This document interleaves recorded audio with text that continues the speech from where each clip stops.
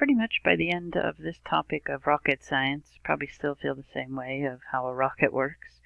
And it's important to give you this disclaimer that, of course, by the completion of this section on rocket science, it's not going to make you, or myself, a rocket scientist by the end of this. With everything else we've mentioned, we're not going to cover all the people who contributed rocket scientry, just a few of the major players, and actually a couple of the ones that are overlooked in some historical timelines. So starting off here with probably the world of flight was dominated by competitions in France that really drove and encouraged people to pursue their aeronautic dreams. And Germany really was forefront of rocketry design. So we'll start here rather than the Greeks with German gentlemen. We have here Mr. Hohmann, and he wrote the book entitled The Possibility of Reaching Celestial Bodies. The important thing is that from that book is the calculations for interplanetary orbits that we still use today, that we want to send a probe, a rover, to another planet. Mars, Venus are two closest planets for these type of transfer orbits that clear back in 1925. These calculations were developed that we still use today. We'll show you a simulation of one of these Hohmann orbits.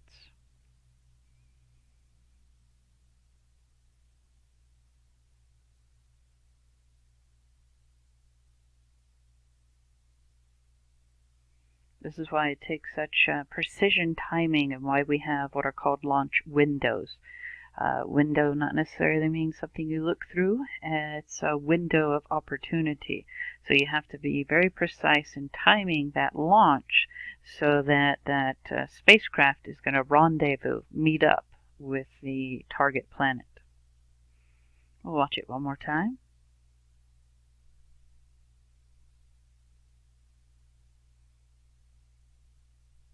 Physics makes that happen. The next gentleman is one of those folks that is often overlooked in the timeline, quick overview timelines, but I wanted to be sure to pause and give credit here.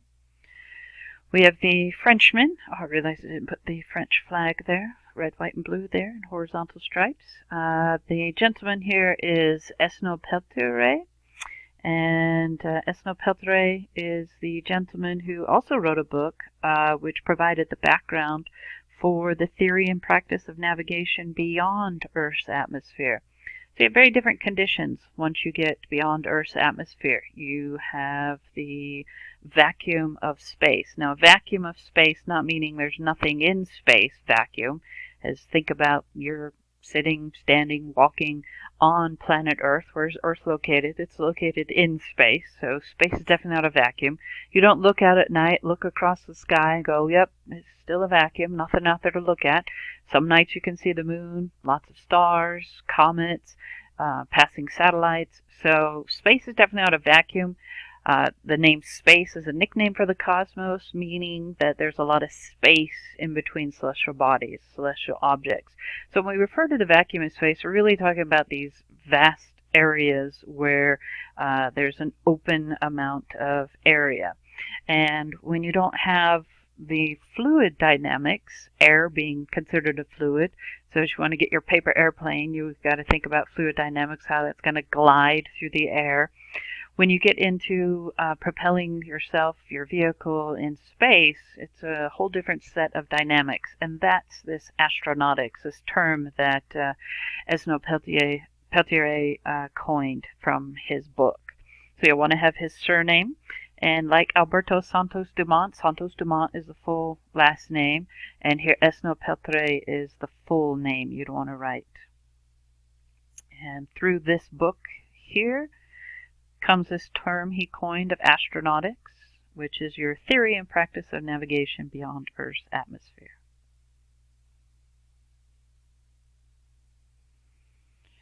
All right, the next gentleman is an individual who was originally born in Poland, but then emigrated and lived out his life in what we would now call the Russian Federation today. And this is Tsiolkovsky.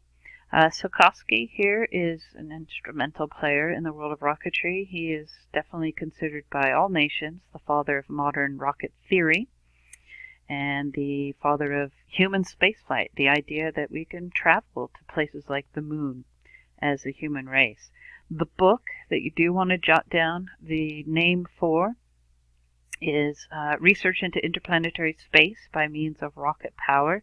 That's an English translation of the title of his book. And one of the few times we do actually want you to write the year is we want you to write the year 1903. And as you're writing that, think about, why am I having you jot down 1903 in the context here of rocket science?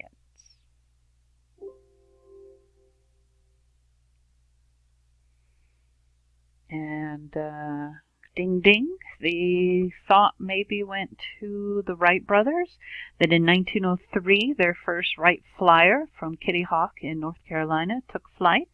And think about that context, that Tsiolkovsky is writing a book about traveling into space before we've even considered the success of airplanes.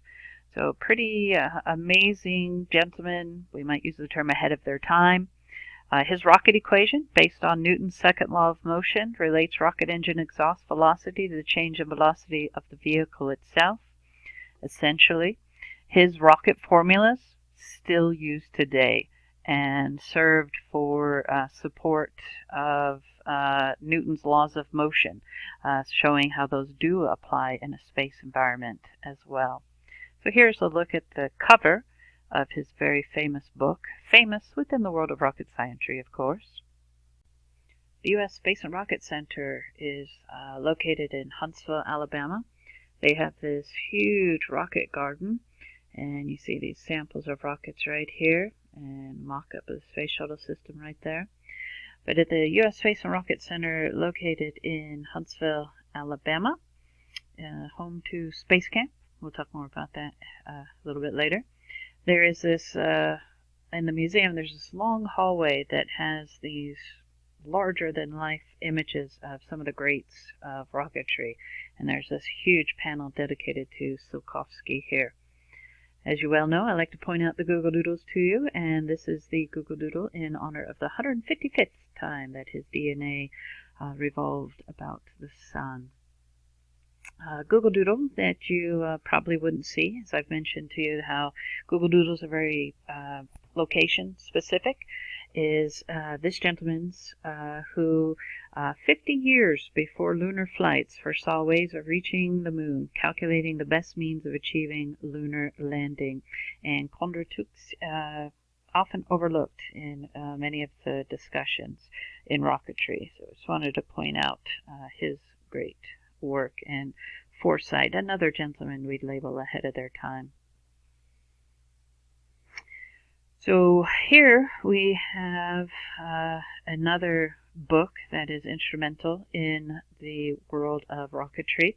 This time it is by the gentleman Hermann Oberth. And Oberth is a gentleman who was originally in what we would now call the Austro-Hungarian area, the flag that's here now. Currently, though, we would think of him as formerly of Romania, but then became a naturalized German. The name Oberth is what you want to jot down. His book title, By Rocket to Space, By Rocket to Interplanetary Space, where in there it talked about, as you can see here, the mathematical theories, the astronautics behind rockets, and even considered space stations and human travel to other planets. And again, notice this is 1920, so the idea of aircraft, airplanes, is just a new concept for humanity at this time. And we have these people who are thinking very intently about traveling into space, both rockets and humans in rockets. And his book is still called the most important theoretical work on the subject of rocketry, hence he gets the nickname of the godfather of German rocketry. So you want to have the name Oberth, in his book titled By Rocket into Planetary Space, and how it is considered to be the most important theoretical work on the subject still.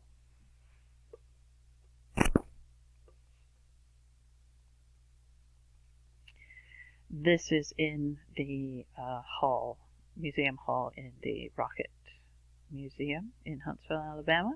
Great work of Aubert. And then they have a mock-up of how his desk was, and this is his book. Sure, that's a first edition, very expensive, priceless version. Alright, so coming from the predominantly German influence, we head to the United States, and we have Robert Goddard. And he's often credited with, as you see highlighted there, the world's first liquid propellant rocket on 16th of March, 1926. So the 1920s, the era of the barnstormers, the brazies that we love and adore, and we have people building these rockets and launching them. And he is considered by many as the father of modern rocketry. Remember, Aubert was the godfather of rocketry. We'll show you a clip from History Channel's Most Moment and see the importance of this liquid-fueled rocket of 1926. Rocket, the most influential rocket launch in history. It didn't last very long, and it didn't go very high or very far. But on March 16th, 1926, Robert H. Goddard accomplished what no one else ever had. He launched a liquid-fueled rocket and single-handedly ushered in the space age. It's the Kitty Hawk of spaceflight in reality. It's like the Wright brothers, who didn't fly very long or very far in 1903, but they portended what would come, and that's what Goddard did. The basic ingredients of what we have used ever since then were present in some fashion in that 1926 rocket. It was more than 800 years ago that the Chinese first invented rockets, devices propelled by the emission of gas. Their versions used gunpowder as a propellant. But by the early 20th century, Goddard recognized that if rockets were ever to make it into space, they would have to use liquid fuels, not solids like gunpowder. When burned, volatile liquids like gasoline simply provided more thrust velocity, the energy that makes a rocket move. He published this and other findings in a 1920 paper called A Method of Reaching Extreme Altitudes. Goddard and his theories were met with ridicule. But he continued his experiments, leading to that day in March 1926. Though the 4-second flight only reached a height of 41 feet and landed a mere 184 feet away, it was the first rung on the scientific ladder to the stars.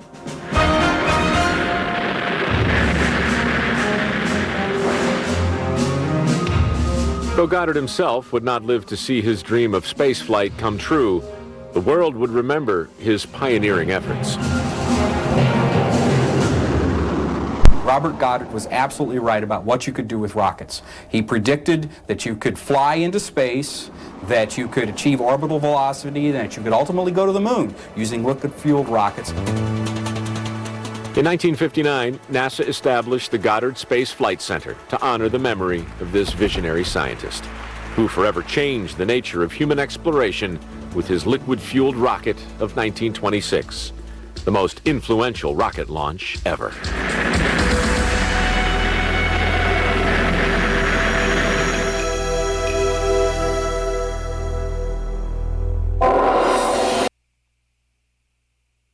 Here's an image of Dr. Goddard himself standing by that very infamous platform, launching the world's first liquid propelled rocket.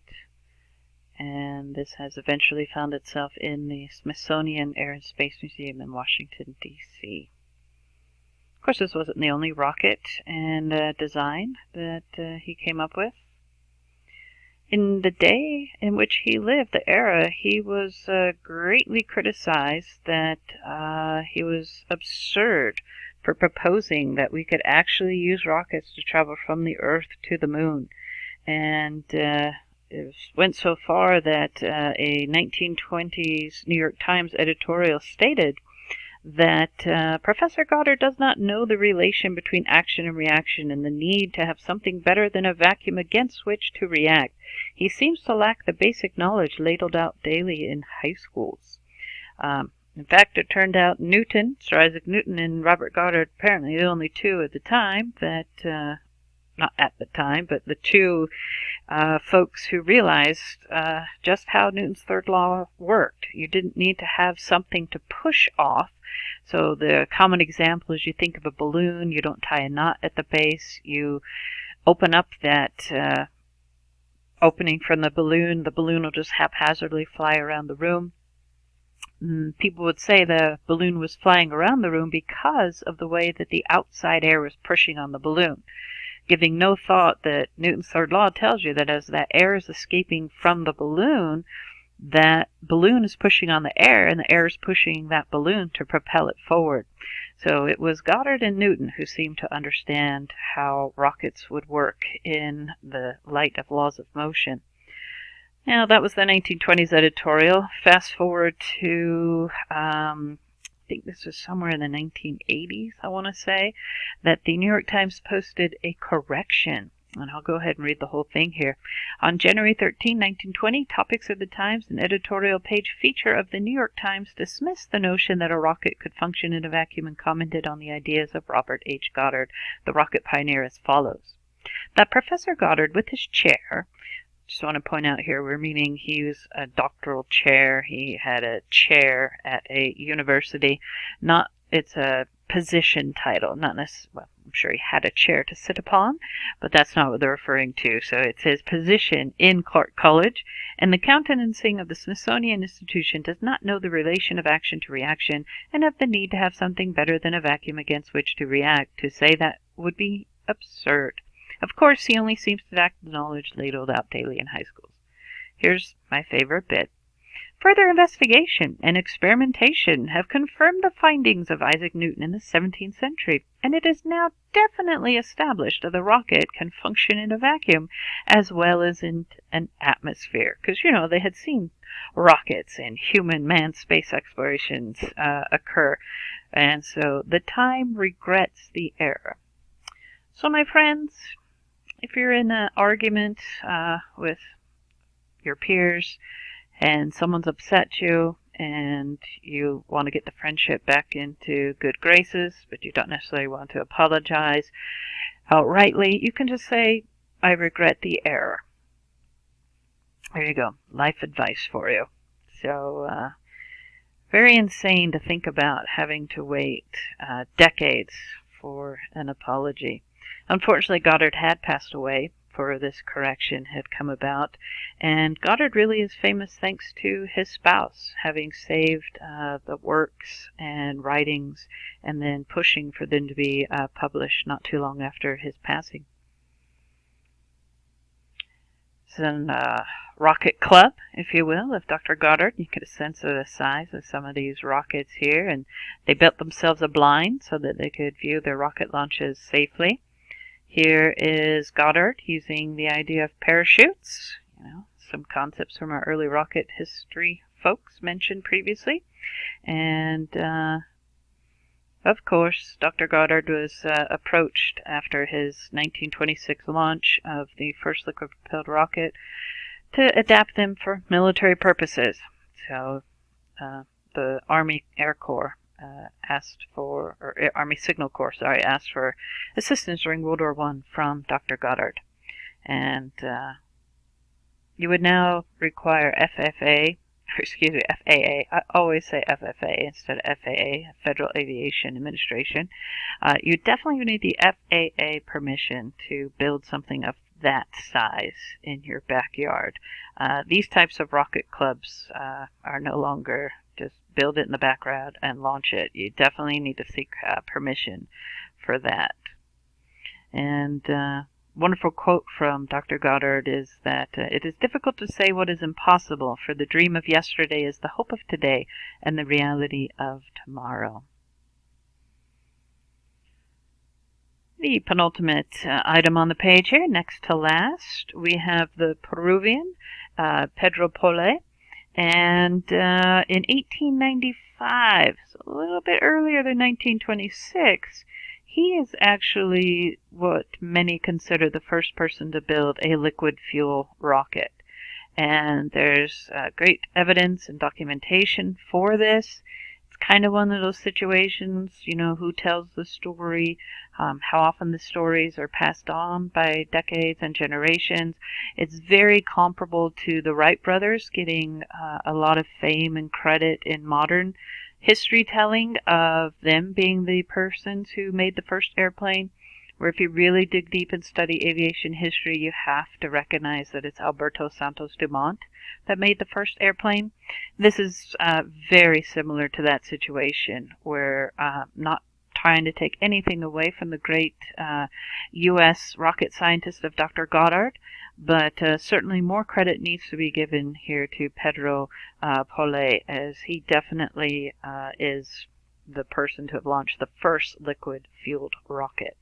In 1900, the first person to build a moderate rocket propulsion system. And think about that, 1900, that's before the 1903 Wright Flyer moment in December 1903. So you want to get in your notes Pole, and the first person to build a liquid fuel rocket. Now, just on your first CK, Celebration of Knowledge test, we didn't ask you flat out who built the airplane or who's credited with the airplane, because there's, how you view history, situations evolved. I'm not going to ask you who was the first person to build a liquid-fueled rocket.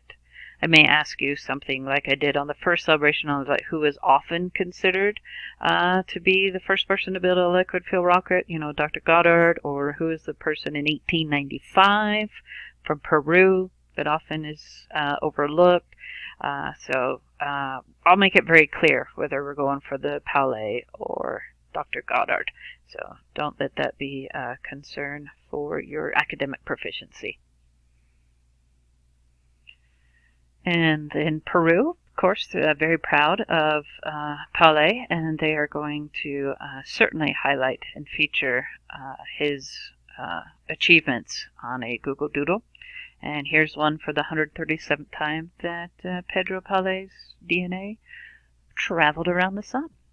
And this here is a mock-up of that first rocket propulsion system from his writings and research.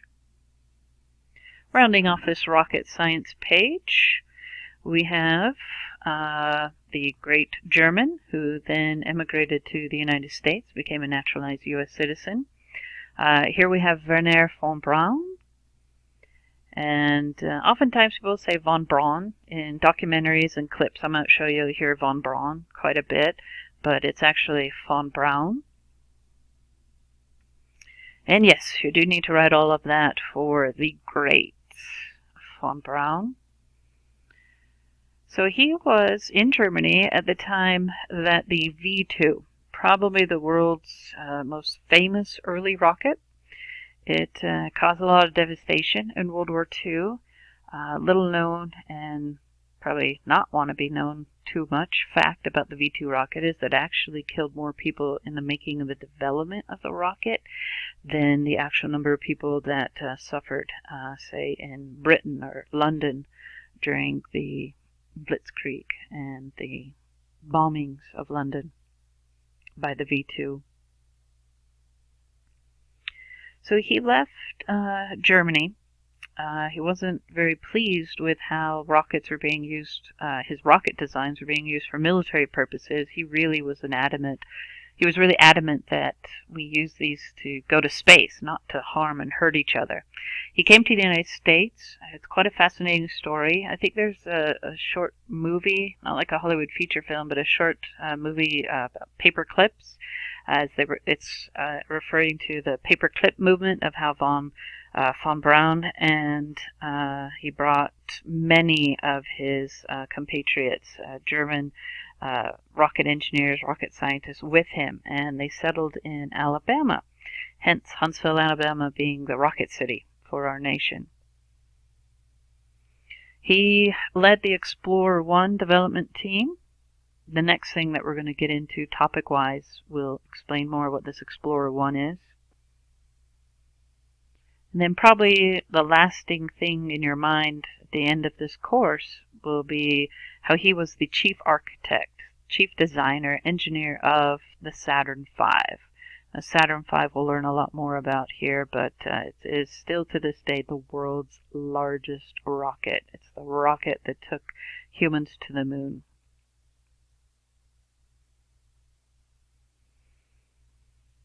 So one of the greatest rocket scientists of all time there is Wernher von Braun.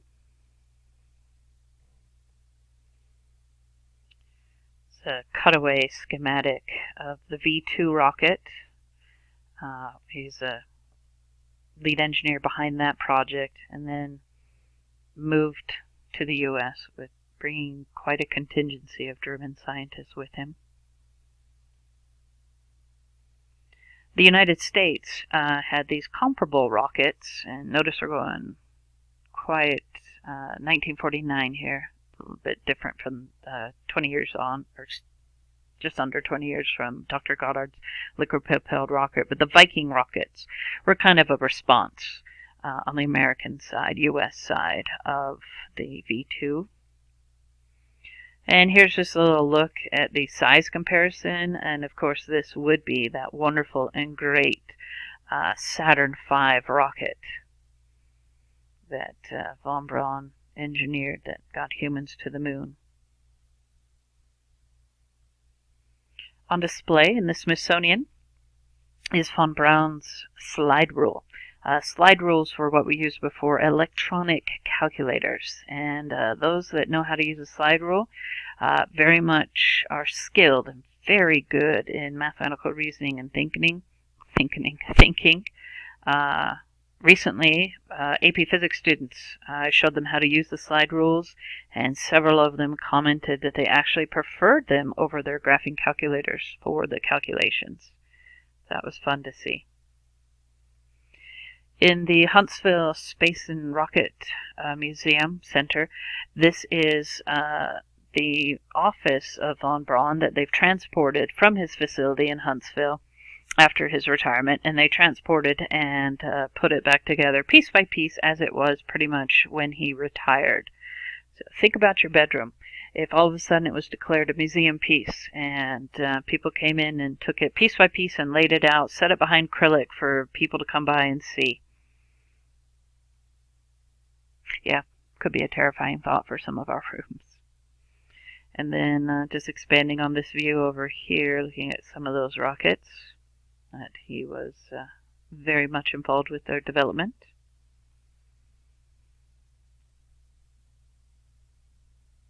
The pictures are blurry because I took them. I didn't go to internet sources and find crisp, clean pictures. These are ones I took when I had the opportunity to go to Huntsville. And this right here is a picture of von Braun's desk shortly after it was announced that he had passed. So not quite 100% replication, but close to. Something to just lend support to how Palais doesn't get enough credit in modern society and recalling of the great rocket scientist. Wernher von Braun said in his book World History of Aeronautics, he said that, quote, Pedro Palais was in Paris in those years, the 1900s, experimenting with his tiny 2.5 kilogram motor and achieved 100 kilograms of force. By this act, Palais should be considered the pioneer of the liquid fuel propulsion motor, end quote. Further, in his history of rocketry and space travel, von Braun recognizes that by his efforts, Palais helped man reach the moon. So great support there for the place that Palais has in rocket science history, and definitely should. Though you may not have heard of Pedro Pale before today, you probably do recognize the gentleman in the left of the image there, standing to the right of Wernher von Braun. Popular writings in collaboration with Disney on a series called Tomorrowland really inspired a lot of the people that grew up to be some of these future rocket scientists and astronauts that you're soon going to learn about these astronauts. Tomorrowland is actually a fairly recent Hollywood movie now. I haven't seen it. Not sure what the rating is to recommend Tomorrowland. But there is a feature in the Disneyland facility that is Tomorrowland. And there were these great Mickey Mouse cartoons, obviously called Tomorrowland, showing the concept, the idea of Mickey Mouse blasting into space that got little kids watching and thinking, I want to travel into space as well. So here's a poster of some of the rockets of the world, just increasing by size. And in the notebooks, we had provided for you this image of looking at these various world rockets and the countries that have produced these different rockets. One thing I want to point out to you is the section right here. Just expand on that image right there. And you want to make a note that the gimbal is what causes the change in direction. So thrust, that component we looked at, those four basic forces involved in flight. Imagine that you're holding a baseball, softball bat, a broom by the handle, and you're holding it in the palm of your hand, or a meter stick, you're holding it lengthwise, and you're moving your hand back and forth very quickly but subtly to try and keep that softball bat, baseball bat, broomstick handle, meter stick in your hand and keeping it upright. As your hand is making all those little tiny but quick adjustments, that will be comparable to the gimbal changes. And that's the computer portion, in essence, with rocketry, the guidance system, the hand motions that you're doing to keep something upright. Those are the computer corrections, the calculations that are constantly being done, generated through flight to keep a rocket on track. So this is definitely something you want to have in your notes, as I'm sure a CK question is, what feature of a rocket is the one that changes the direction? Or maybe I'll ask, what is the gimbal for in rocketry? Don't hurt yourself as you now go get broomsticks to try and balance. Keep it safe.